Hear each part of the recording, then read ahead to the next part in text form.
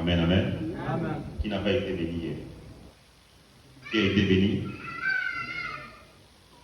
Le Seigneur soit loué. Amen. Et aujourd'hui, nous allons dans le même sens. Et cette fois-ci, le seul thème que nous développons est intitulé « Ne vous éloignez pas de Jésus-Christ ». Ne vous éloignez pas de Jésus-Christ. Dans le livre des Actes des Apôtres, nous lisons cette portion d'écriture où le Seigneur Jésus est en train de parler à ses disciples. Il leur dit, ne vous éloignez pas de Jérusalem.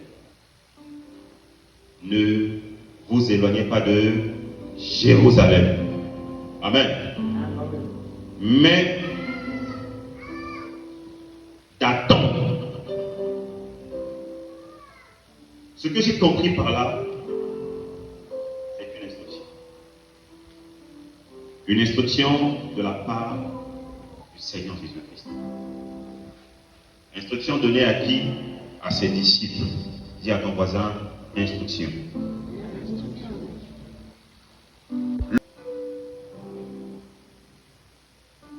Qui ont une destinée, cette destinée, ou à réaliser un certain nombre de missions, et être entouré par un certain nombre de personnes.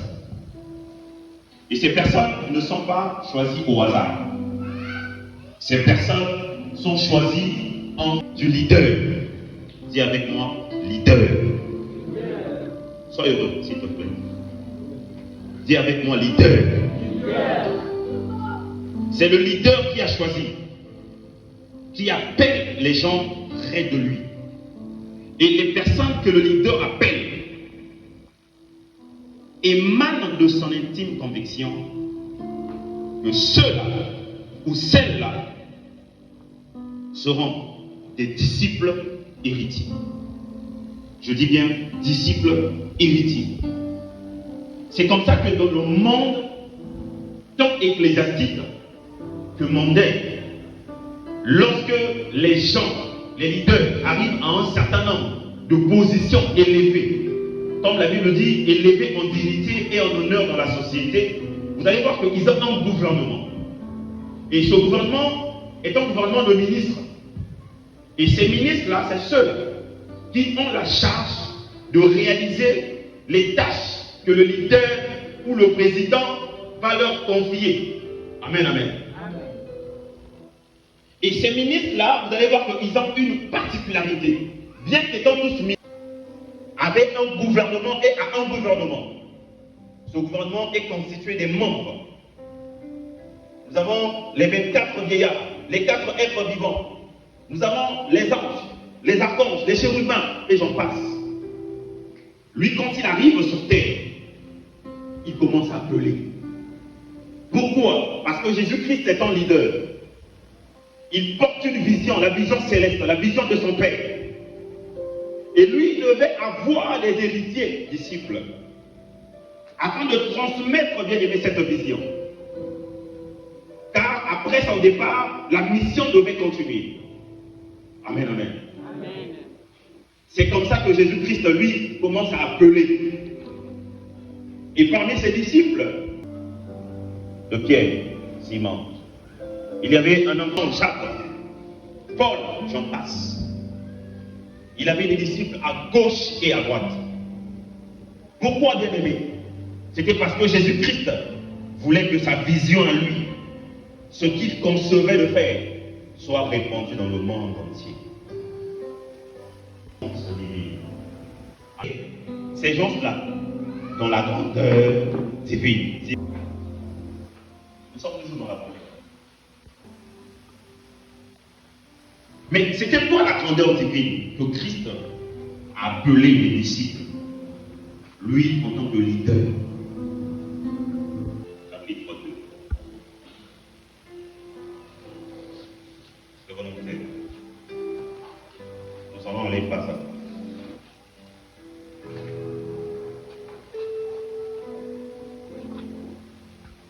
Lisons la parole parole du Seigneur. Si donc il y a quelque consolation en Christ, s'il y a quelque soulagement dans la charité, s'il y a quelque union d'esprit, s'il y a quelque compassion et quelque miséricorde, rendez ma joie parfaite, et ayant un même sentiment, un même amour, une même âme, une même pensée. Verset 1er d'abord. Reprends le verset 2. Rendez ma joie parfaite. Rendez ma joie parfaite. Ayant un même sentiment. Ayant un même sentiment. Un même amour. Un même amour. Une même âme. Une même âme. Une même pensée. Une même pensée. Amen. Amen. Mettez-vous s'il vous plaît. Une destinée rattachée à lui. Il a commencé à faire d'abord le tri sur ceux-là qui devaient être proches de lui et ceux-là, 12 ministres de l'Éternel qui étaient à côté de Christ, qui marchaient avec lui de campagne d'évangélisation en campagne d'évangélisation. Même lorsqu'il partait en intimité avec le Seigneur, il choisissait encore parmi les disciples. Était un dessein. Il voulait partager avec eux des moments qu'il espère qu'il fasse après son absence. Physique, bien sûr. Amen, amen. C'est la raison pour laquelle il leur donne l'instruction. Restez là. Ne bougez pas de Jérusalem. Ne vous éloignez surtout pas de Jérusalem. Moi, j'ai accompli ma mission. J'ai accompli mon ministère. Je m'en vais auprès du Père. Vous préparez des places de gloire. Restez là. Mais pourquoi il leur dit de rester à Jérusalem? C'était à cause de la prophétie. Parce que la volonté du Père devait s'accomplir. La volonté du Père s'était déjà accomplie lorsque Jésus-Christ est allé dans le Jourdain se faire baptiser. La voix du Père a crié. Celui-ci est mon fils bien-aimé, en qui j'ai mis toute ma confiance. Jean l'a présenté au monde. Les premiers disciples qui ont entendu Jean dit, voici l'agneau de Dieu qui ôte les péchés du monde. Ils l'ont suivi. Le tour de Christ était passé. Mais il devait arriver le tour des disciples qui devaient attendre la promesse. Mais pour attendre la promesse, ils devaient obéir. Pour attendre la promesse, ils devaient recevoir les instructions et rester là, selon les instructions du Maître. C'est la raison pour laquelle tout leader appelle les disciples. Il appelle. Voilà pourquoi tu dois être attentif à l'appel de ton leader. Et l'appel se fait de plusieurs manières. Amen. Je sens dans mon cœur qu'il y a un homme qui a compris l'appel de son leader. Mais qui hésite encore? Je suis venu te dire, n'hésite pas. Car l'hésitation te fait perdre les années. Et lorsque le Seigneur les a appelés à la grandeur, c'était afin qu'ils comprennent un certain nombre de choses et qu'ils remplissent un certain nombre de critères. Il a déposé sa parole. Il dit, restez là. Il commence alors à parler. La première des choses qu'il leur dit, il leur parle de l'unité. L'unité. Une même âme, une même pensée, une même idéologie. Sans l'unité, nous ne pouvons rien faire. Restez à Jérusalem, mais dans l'unité. Restez dans l'église, dans l'unité. Restez dans le Seigneur, mais dans l'unité. Ne vous éloignez pas de Jérusalem. Restez là. Mais lorsque vous restez, ne restez pas éparses. Vous ne devez pas être chacun dans sa position, chacun dans son coin. Ça ne marchera pas. Parce qu'un peuple divisé, c'est un peuple qui ne peut pas gagner des batailles. Vous devez être dans l'unité.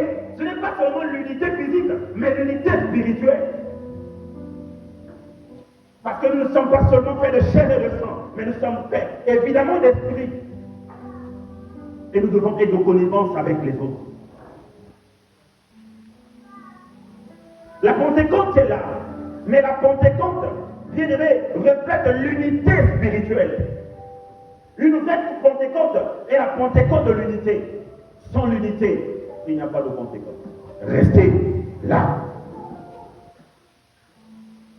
Combien de disciples ne semblent là où le Seigneur leur avait dit? Combien de disciples ne semblent là où le pasteur leur avait laissé? Mais pendant cette période de Pentecôte, le Seigneur te rappelle alors, afin que tu reviennes sur tes pas, que tu reviennes là où il t'avait laissé. Il te dit, reste là à Jérusalem. Ne t'éloigne surtout pas, reste là, car la prophétie doit s'accomplir. Amen, amen.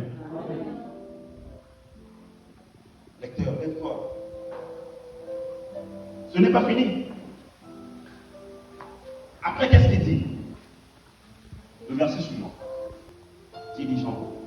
Mais que l'humilité vous fasse regarder les autres comme étant au-dessus de vous-même. Mais que l'humilité vous fasse regarder les autres comme étant au-dessus de vous, de vous-même. Que chacun de vous, au lieu de considérer ses propres intérêts, considère aussi ceux des autres. Amen. Que chacun de vous, au lieu de considérer aussi ses propres intérêts, considère les intérêts des autres. Ayez en vous les sentiments qui étaient en Jésus-Christ. On peut s'arrêter d'abord par là. La première des choses que le Seigneur parle à ses disciples,